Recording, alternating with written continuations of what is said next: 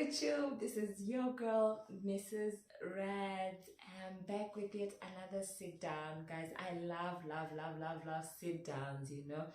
I get to pour my heart out, and it's just, you know, a place for me to introspect also, and see where I'm at, you know. So I love sit downs, you know. And before we get into the gist of things, I just want to appreciate you all for watching my videos. And we're coming to the end of 2022, and you know, with where the channel is right now, I'm grateful, you know. It may seem like it's not a lot, but I'm really grateful for all the people that watch me. Like, I see you guys. Like, I know there are many people that watch no matter what floppy video I'm going to post. So I just want to extend my gratitude to you guys, and thank you for the love that you show me unconditionally. And there's a lot of you guys that keep on watching and are not subscribed, so please do subscribe to the channel. If you're enjoying the content, it's absolutely free. And yeah, if you're watching or you're in this channel for the very first time, I'd like to say welcome, and I hope that you'll join us and be part of the family. I thought I should do this very quick video with you guys. A few weeks ago, I posted a questions tag on Instagram, right? And I got a very interesting question to me, or a question that was very intriguing, you know. Basically, the question was asking if a person is ever ready for marriage, or if you should just enter into marriage, and you'll see things as you get there. Basically, you cross the bridge as you get there. And the person literally asked, are you ever ready for marriage, or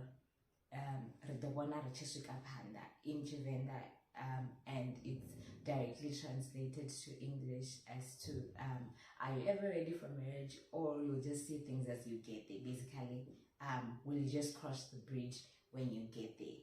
And guys, I really didn't know what to answer this person, because my answer is both yes and no at the same time, right? And I will start with the yes part in order to address it. But before I go there, I just want to maybe bring us into the same page as to what being ready means. To me, being ready literally means being available for what needs to be done, right? Being ready means being prepared for the purpose, or being prepared for the task at hand. And hence, my answer in this instance would be yes. Are you ever prepared enough for the task at hand? Are you ever prepared for the purpose at hand? Are you ever at a point wherein you can be available for marriage? The answer is yes.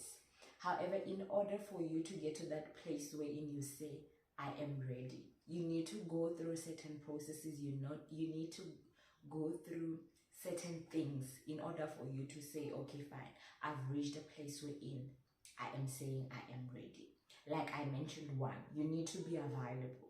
If you are not going to be available in every sense of the word, if you're not going to be available mentally, if you're not going to be available emotionally, if you're not going to be available financially, if you're not going to be available physically, then you cannot say that you are ready for marriage, because marriage requires you to avail yourself in every way possible, right? Spiritually also, you need to be available. Like, guys,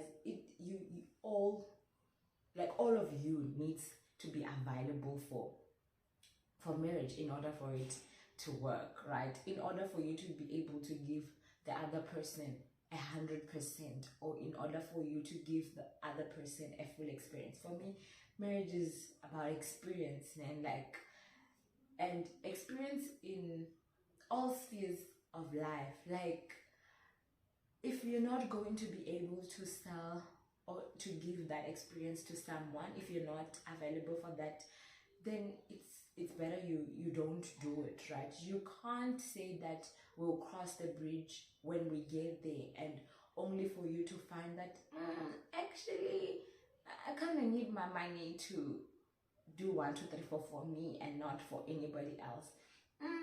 Actually, I went through a lot of hurt and I am not emotionally available for you, right?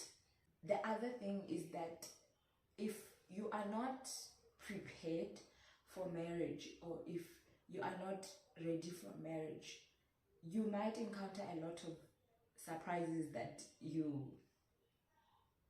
one, didn't know about yourself, or you didn't know about your partner. If you're going to be spending the rest of your life with someone, you want little to no surprises from both your sides. You want little to no surprises. Sometimes we get ourselves involved in relationships, in marriages, only to find that there are certain deal breakers that we have that we did not explore with the person, because we just want to cross the bridge when we get there.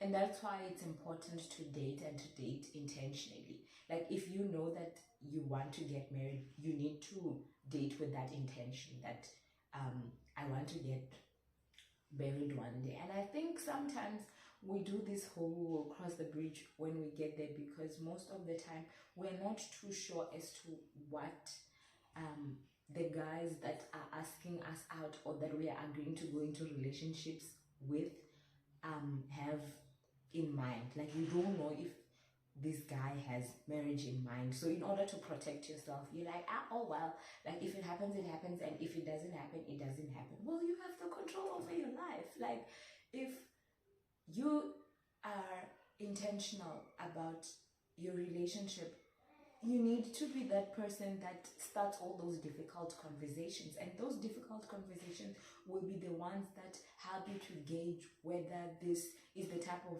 relationship that you want to have forever, because that's what marriage is, like, the relationship forever. And I would like for you to think of it this way in order to answer that question.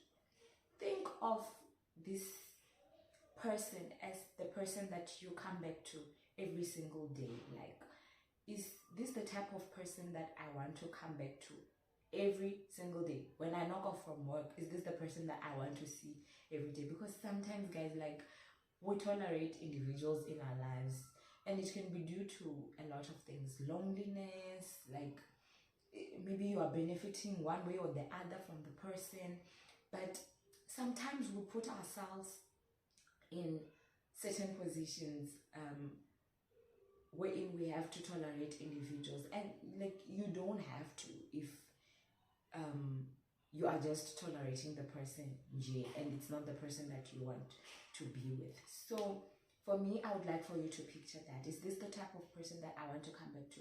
Is this the person that I can be vulnerable with? The person that I can cry to and they'll be able to accept me? Like, how does this person help me? How does this relationship benefit me? A lot of things, There are certain things or instances that you don't want to have to find out when you are there. Things like, how many children do we want to have, if we want to have?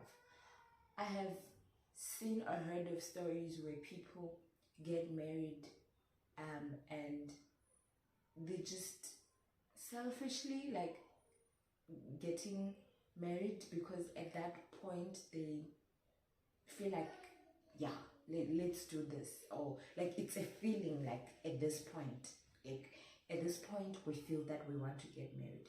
However, you did not think about the future. The next thing, one person wants to have a baby, the other one doesn't want to have a baby, they end up having a baby, and the other one ends up despising the baby because, or not liking the baby because it's something that they never wanted to have. So those are the type of things that you are supposed to prepare yourself for. Do we want to have babies? And how many babies do you want to have if we want to have? The other one wants 5, the other one wants 8, or the other one wants 1, and the other one wants 10. Are we able to reach a compromise if we want different things in life? And also, even as you get into marriage, things change. Like, you may start wanting 5 kids, and the next thing you have 1, and you're like, actually, I'm fine with 1. But I think it helps when you know where your partner's mindset is, for you to be able to plan for the future. When we do have children, if we're having children, when they are sick, where do we take them? Imagine an instant now wherein the baby is sick. The other one wants to take the child to a pastor. The other one wants to take the child to a sangoma. The other one wants to take the child back to their grandmother at home. Like, you can prevent all those things by just having those conversations, like preparing yourself for marriage, right? What is your idea of marriage? When you say you want to get married, what is it that you have in mind? What is your idea of marriage? Because some people think it's all roses and stuff, and I think the more you verbalize your ideations of what marriage is, and the other person also doing so, it helps you to kind of see if you guys are aligning, and seeking counsel from people that have walked the journey before. Like, that is important in you kind of like killing the ideations that you might have. Yeah, I think you can save yourself a lot of prayers. You can save yourself a lot of money, because sometimes, guys, we are fighting spiritual battles of things that we could have prevented in the past. Like, now you'll be out here praying, God, make my husband do 1, 2, 3, 4, make my husband want kids. Guys, like, you would have known if you had those difficult conversations. Save yourself money for therapy, guys. Like, and guys, our pastors have a lot to deal with, and here we are just burdening them with problems in our marriages and stuff like that we could have easily prevented. Please save yourself battles and prayer, save yourself money for therapy, and save your pastors from having to pray for you so much because of things that you could have easily prevented.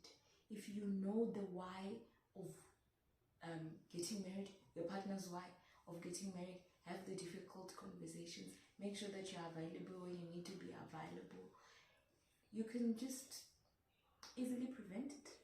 And coming to the response of the second response that I gave, which is no, guys,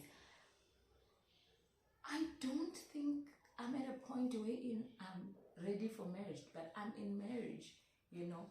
So I don't think, the reason why I'm saying no is because I don't think that the readiness is like a destination, right? But I think that the readiness is a process. The readiness is a journey. There are certain things that I felt like I have mastered or I have achieved already in this marriage thing. But I get to a point when I'm just like, nah, babes, like, you don't got it. You know, I thought I got it, but I don't got it, you know. So continuously I am learning, continuously I am preparing myself. Those difficult conversations don't end at the dating stage, but they're continuous conversations. Like I said, there are certain things that you may discuss when you're at the dating or courting stage, and the next thing you change your mind, or your partner changes their mind, and you need to be open to such situations. Like, okay, I wanted kids, but now I don't want kids. What now? What do you do now? You know, but it helps when you have that foundation. It helps when at least you know that you are in the same page. Because guys, there is nothing worse than being in a relationship or being in a marriage wherein you don't know each other. One, you don't know what your partner needs, wants, or expects from you, and you are just winging it.